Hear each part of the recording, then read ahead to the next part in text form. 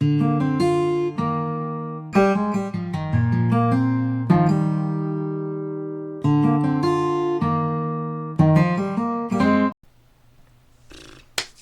is up, Drake's Remiser? So today we have another SFM Creepypasta to react to. This one's called It Has No Face Remake. So this one is going to be a real good one.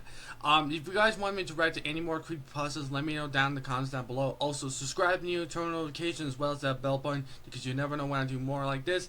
Also, check out the playlist on the top right corner of the screen so that way you guys can see the past reactions I did over the years. So let's get into it. It's 27 minutes long, so it's gonna be a go one. Bam! Walker Film Studios Films presents It Has No Face. Inspired by this one. Everyone has tales about the strange and bizarre. My story is about how my ski mask saved my life. And continues to save my life to this very day. Late in December, I was traveling north from California to my home state of Oregon. Nothing fancy, I was just going to visit the family for the holidays. I would too. On my way north, I hit a small snowstorm. Nothing awful, just a lot of snow falling at once. Yeah. I wasn't worried about the small increase of snow at first, considering I had snow tires installed before I started my long journey home. Good idea. I did, however, get a little hesitant to drive when the snow started to really come down. Yeah, you can't see shit when it's The large like amount that. of falling snow coupled with the large amount of already littering the ground as I traveled higher into the mountains caused me to consider finding a place to stay for the night. If I was him, I would have done the exact same thing because if I continue driving during the snowstorm, it's impossible to see because the snow will just completely cover your windshield. It is freaking terrifying. I figured I could get some sleep while the storm passed over. That and the fact that I could give my car's heater a break before it would decide to burst into flames or worse, just stop working altogether. Yeah, it's a good move. I scanned as much of the landscape as I could, but there were no buildings in the immediate area. Nope. The only other option I had for my predicament was to keep driving and hope there was a town or exit nearby that I could take in order to escape from the storm. I must have been driving for at least an hour before I saw a sign up ahead indicating how far the closest city was. My heart sank a little when I read 162 miles as it flew by my windshield and vanished into the snowy night. Oh, jeez. At this point, the snow was beating against my windshield, and I knew I wasn't going to last 162 minutes, let alone miles. Nope. The digital clock on my radio read 1:21 a.m. and I decided that the next turnoff I saw, I would take and hope that I could find a neighborhood that will produce some results on my current endeavor. Yep. My thought process was either freeze to death in my car or stay the night at some random person's house. I would probably go Weighing the two options in my head, I picked the only thing a sane person would pick and tried to find a house. Yep. Another 30 minutes flew by and still no luck finding a place to pull off. Just when I was starting to lose hope, I saw a turnoff in the distance. A small shape started to make its way closer into my headlights, and on further inspection, it was revealed to me that there were two wooden poles that possibly belonged to a fence. When I turned onto the road between the two wooden poles, the ground beneath felt rocky and rough, like I was traveling on gravel. I didn't drive for too long before I started to see a small cabin creep into my field of view. No. The lights in the cabin were off, but the place seemed to be in fairly good shape. Yeah. I parked my car under a tall, wild-looking tree that took residence on the cabin's front lawn. Getting out of my car, I immediately grabbed my extra jacket and put it on. Also, pulling the ski mask I wore around my neck up over my ears to keep heat around my face. Yep. After putting my cap snug on my head, I trudged up to the cabin. As I traveled through the cold, windy night up to what I felt was my salvation, I immediately regretted not getting any gloves for my hands. Aw, come on, dude. Despite the irritation I had with my hands, my face and the rest of my body were comfortably warm, so I didn't have much room to complain. I stuffed my frozen hands deep into my pockets and continued my journey across the cabin's lawn. That place is abandoned. As I made my way to the door, I noticed something a bit odd. There was no indication of life anywhere. No. There wasn't even a car in the... I'm getting a real bad feeling about this cabin, and something about it is just giving me the chills. But based off the title, something bad happened. Front yard. Taking my right hand out of my pocket, I knocked 3 times, waiting patiently before saying, "Hello? Is anybody there? I'm sorry to bother you so late at night, but I need a place to stay for a few hours." No silence. Nothing answered my plea for help. So I knocked 3 more times on the door, hitting my knuckles harder against the aged wood of the entrance. "Hello?" I said, again a little louder before continuing with, "I'm not here to rob you or anything. I just need a place to stay for the rest of the night. I promise I will be gone by sunrise." Oh. As I finished my last sentence, I touched the ornate metal door handle, noticing that the door seemed to be unlocked. I said in a loud voice, "I'm coming in now. If there's anybody in there, please let me know." Don't do it. I pressed the metal lever down, finding it a bit odd that the door was unlocked, and That's a opened the bad door sign. with little resistance on the other end, That's a closing bad it behind me with about the same resistance despite the fact the door was really old. Yeah.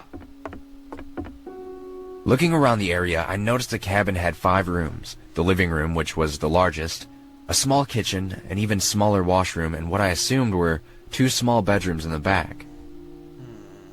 No lights were on inside this cozy cabin, making it almost perfectly dark, if my eyes weren't already adjusted to the darkness from outside. Yeah.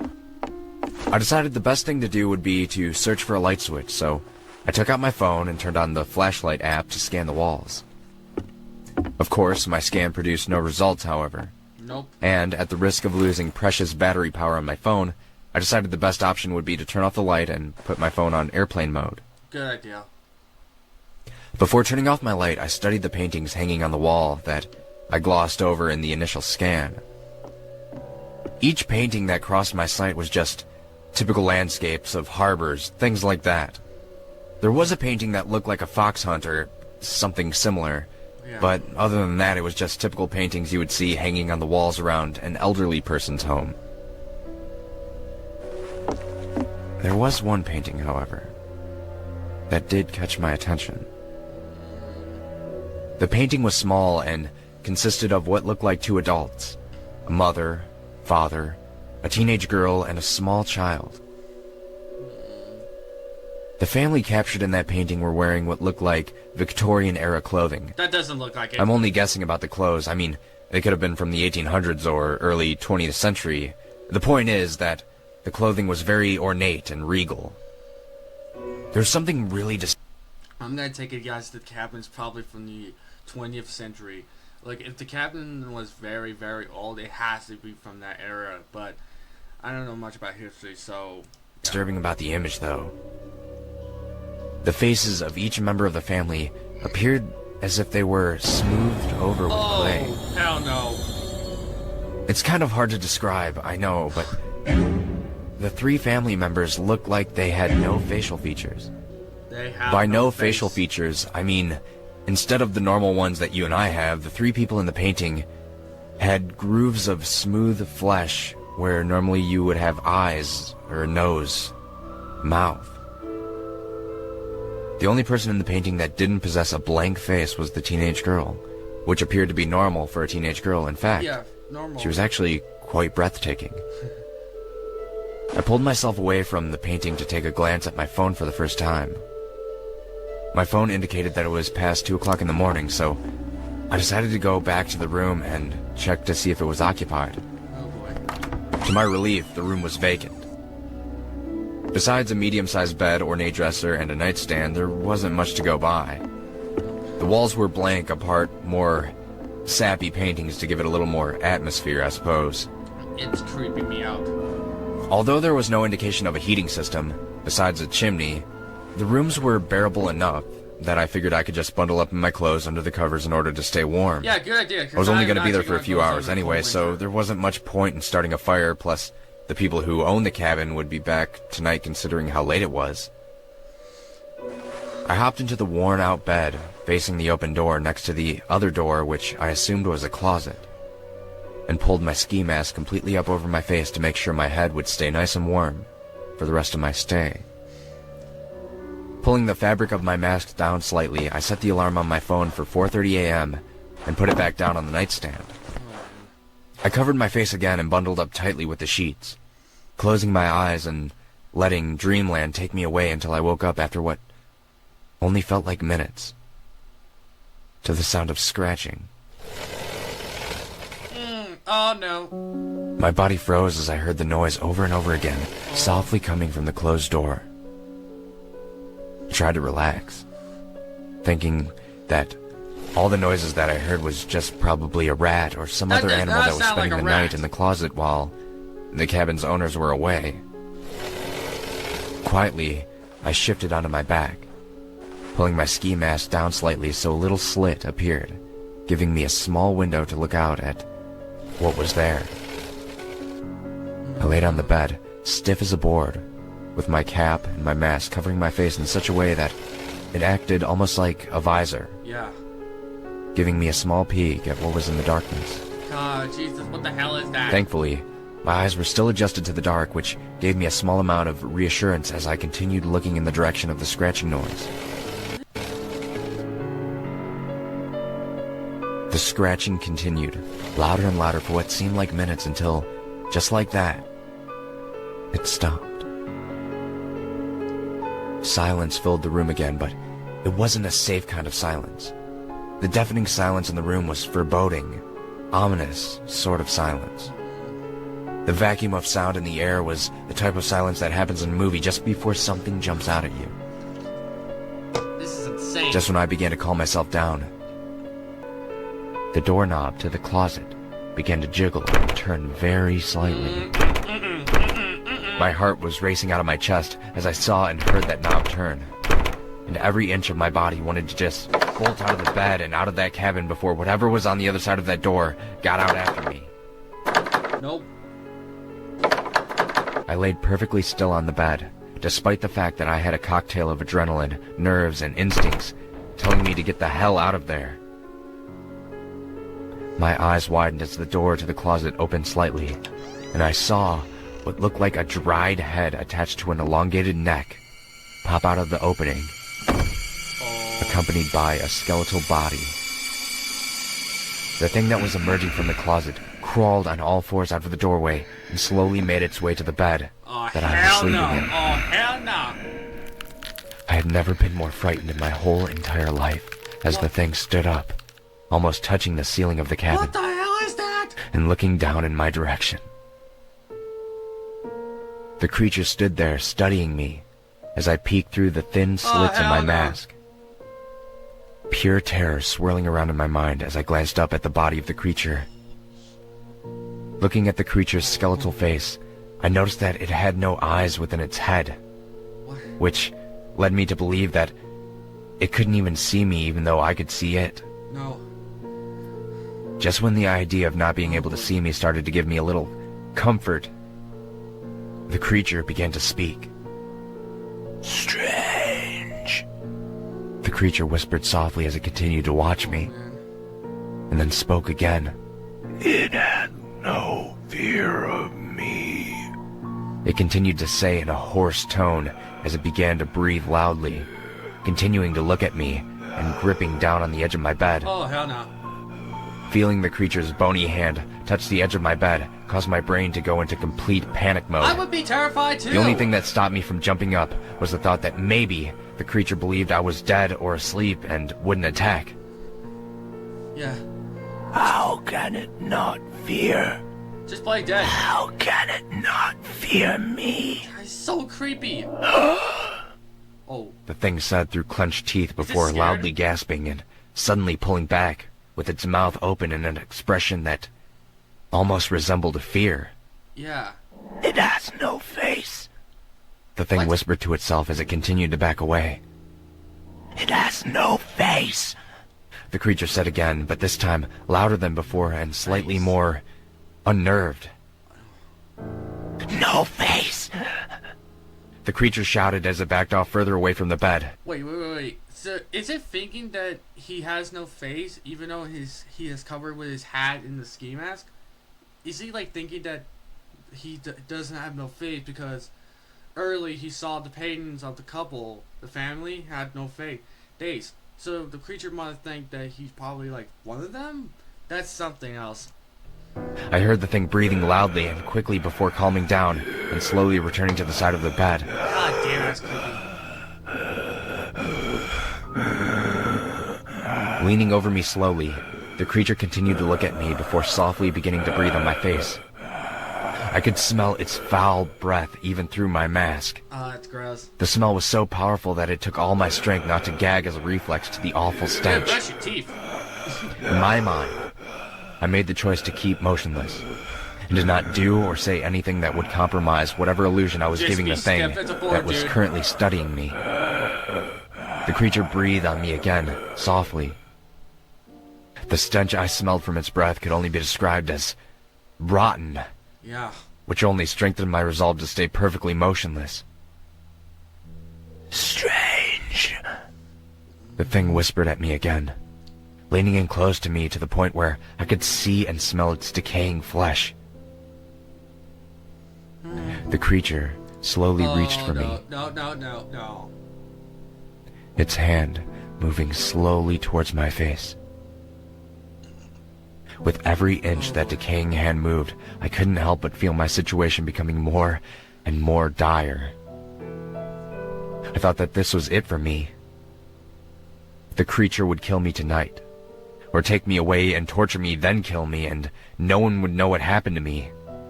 No one would find my body out there, and no one would know my story. I could feel tears start to well up in my eyes as I thought of everyone I ever loved being yanked away from me in this one very moment. No. "No face. No face. No face," the creature softly chanted as its hands crept ever closer to my face. I could hear the anguish in the creature's voice as it continued chanting over and over as it reached for me. As its long, bony hand crept only centimeters away from my face, I braced myself for the worst. Yep, brace yourself. Making the last thoughts I would ever have about the people I loved. Just as I thought my life was all over, a sudden loud noise erupted from the room, filling the ear closest to the nightstand, with a flood of beeps and causing the creature to scream and jump back. As the noise continued, the creature threw itself back against the wall, shrieking uncontrollably in terror as it stumbled back towards the closet. I was dumbstruck for a second, before the thought came to me that I had set my alarm at 4:30, which must have been the source of all the noise. I jumped out of the bed, grabbed my phone, and pointed the lit-up screen at the monster as the alarm continued to ring loudly. Go back The loud to the ringing closet. caused the monster to shriek even more in confusion and terror as it retreated quicker as I approached. Seeing my chance, I activated my phone's flashlight and put it on strobe in order to disorientate the monster further. Flash warning, by the way. "No face! No face! No face! No face!" The creature shrieked at me as it withdrew to the safety of the closet. I continued to shine my light on the creature, and for the added effect, I started playing loud music as I continued to jab my phone into the monster's direction like a lion tamer.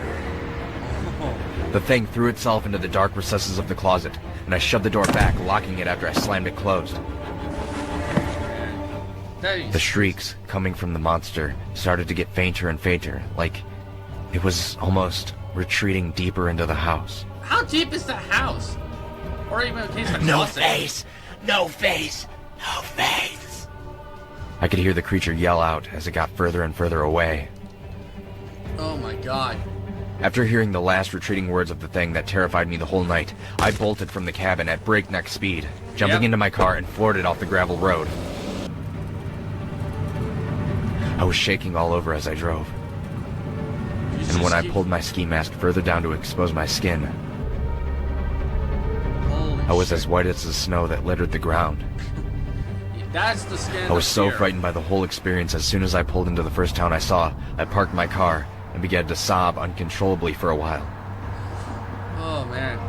You're the lucky experience to be that I alive, had just man. been through would scar me for life. But as I wept in my car, in the parking lot of a convenience store, I couldn't help but start to laugh a little in between my fits of crying. Uh-oh. I got through my ordeal without so much as a scratch on me. Well, aside from the mental scratches. Yep.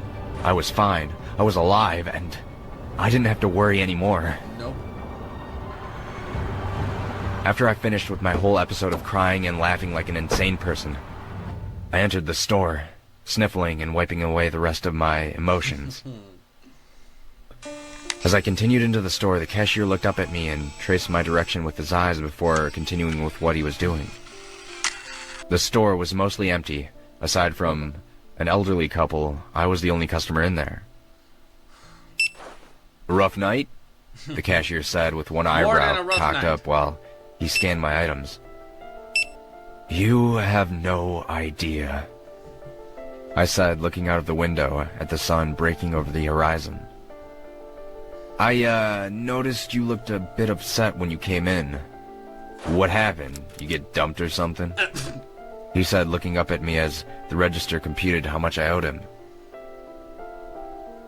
Looking at the young man behind the register, he seemed to be a little younger than I was, although that didn't say much because even though I'm 22, I'm 21. I do look younger than my actual age. Hey, I'm 21. I looked at the cashier's name tag for a second before feeling that I had nothing to lose by telling him about the night I just had. The small name on his ID read Evan. And as I finished telling him my frightening tale, something odd happened. I expected him to burst out laughing or say that I was the best liar he had ever talked to. Oh, he knows. Instead of doing any of that, Evan just stood there. His skin, milk white, as he stared at me with an expression so horrified. He knows what happened. He gave me the impression that he had just witnessed something get run over by a train or something. Yeah. "Evan, you alright?" I said, looking into his eyes while we both just stood there, silently. Yeah, he is so scared. "What? Oh, yeah, it's just, Evan began to say before his thoughts trailed off due to a new feeling that we were both being watched. Is that the plague doctor? I began to feel eyes burn into the back of my head before turning around to see the old couple I glanced at when I entered the store beforehand. The old couple possessed the same horrified expression that Evan had just a few seconds ago. They must have heard the whole story I told. Yeah. After a few moments of silence, the old couple asked me what I knew about the cabin, to which I couldn't really say. I gave them the best description I could about what I saw. The fuck? The couple proceeded to tell me about the cabin, how long it had been there, and that it was haunted by a presence so terrifying that the place was condemned and left to rot away after so many people Oh my god. So the place was haunted. Was that monster? Holy shit. That is so terrifying. disappeared there. They told me that no one who ever stayed in that cabin has ever been seen alive again, if they've ever been seen at all after their visit. "One of my best friends stayed the night in that cabin," Evan said quietly as he stared off into the distance, but continued his thoughts with, "I refused to go into the cabin. Oh my god. I knew something bad would happen if we went. I tried so hard to convince him that the dare was stupid and to not go in, but he refused to be labeled as a chicken and continued with the dare." Oh no. Evan's eyes began to water as he continued with his story. Jesus, what happened to him? "I never saw him again after that night. I kept calling his house, but his parents still couldn't find him. We put up flyers, billboards, but we never had any luck. After a few days, we contacted the police, and I told them about the cabin."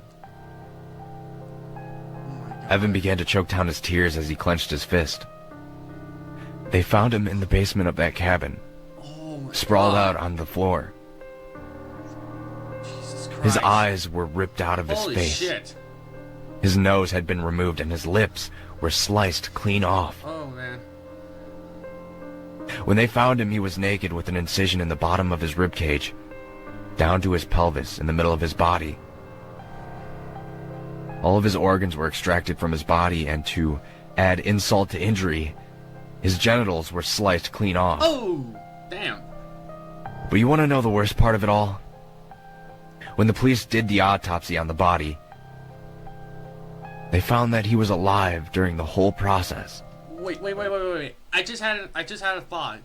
Okay, so his friend went into the cab. Okay, this is a good thing. So, his friend refused to be labeled as a chicken, went inside the cabin. The monster that I just saw must have took him down to the basement and just did all of that, but his friend was still alive. And for some reason in my head, like, what if the monster was his friend? But that would make no sense because he is literally dead, and that is just so horrifying.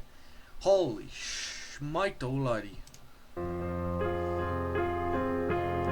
Evan winced as he remembered the whole gruesome sight and said, "They never found who or what did it. Obviously. There was no DNA evidence to convict anybody. They didn't find the tools that made the incisions, and they didn't find anything." Evan clenched his fist tighter on the table before the old man, listening to our conversation, put his hand on Evan's shoulder to reassure him that it was going to be all right. As he comforted Evan, he looked at me and said, "People have been disappearing from the area for decades. Maybe even centuries for all we know, but the bodies always end the same gruesome way. I don't care who you are. No one deserves something like that happening to them. No. They should just torch that damn place to the ground." Yeah, no one ever did. The old lady joined her husband's side and looked at me with the most foreboding face I had ever seen. "If your story is true, you should consider yourself the luckiest man on the face of the earth. Yeah, really lucky. In all my years of living, you are the only one to go into that cabin and emerge alive," the woman said, gripping onto her husband's hand tightly as she spoke to me. Yeah. After hearing the old woman's words, I realized that Evan said the body of his friend was found in the basement, which would explain why the monster's voice got fainter. Was it? It would have pulled me into the basement if my phone hadn't gone off. Oh. I quickly paid for my items and left the store, more troubled now than I was when I entered. Yeah. Feeling drowsy due to the lack of sleep and constant adrenaline rush caused by the whole terrible ordeal, I decided to go to a hotel and spend my day sleeping and relaxing to get my mind off things. That night, I sat on the bed in my hotel room and looked at the two items that saved my life. In one hand, I gripped onto my ski mask, which hid my face from that terrible monster. Yep. In my other hand, I held my cell phone, which scared away the horrible beast that could have killed me. Yep. I decided from that day on, I would always wear my ski mask to bed. It saved my life. That's the least I can do for it. The recent brush with death I just experienced had taught me that life is far too precious to waste, so I decided to ask my best friend Samantha out on a date, and things worked out perfectly. Samantha and I were together for 2 years before I recently asked her for her hand in marriage. Yes. Which she said yes. Aww. Part of me will never ever forget that awful night. No, never. And because of it, not only have I been wearing my ski mask to bed every night since then, I've also made it a priority not to live in any type of house that has a basement. As an added safety measure, I started locking every door before going to bed. You can never be It's too a pain, but you can never be too careful. Yeah, you can never be too sure. Despite these crazy precautions, Samantha has accepted my little quirks and has continued to be supportive as we continue our journey through life together. Yep. I couldn't be happier with the way things turned out in my life, and I'm so lucky to be with Samantha. Everything's perfect. There's just one thing that bothers me, and I think I might just have to blame my imagination, but sometimes, when I wake up at night, when it's really, really quiet, sometimes I'll hear soft scratching noises. Also, and I think it's just paranoia, but I swear, sometimes I hear something whisper, "No face," Oh. from inside my closet. Oh no. Okay, holy shit. Okay, that is, it has no face. Holy crap, that was so terrifying. My god. Wow. Alright, I'm gonna have some trouble sleeping, but I really hope you all enjoyed this video. If you do, please leave a like. If you do, subscribe. Let's get to 500 subscribers. And if you want more content, please go down to the voice channels. Mountain Runner, Rusty Phoenix, and Sparks and Living. All free channels in the link in the description. And I'm Mason, signing out. Peace, dragons.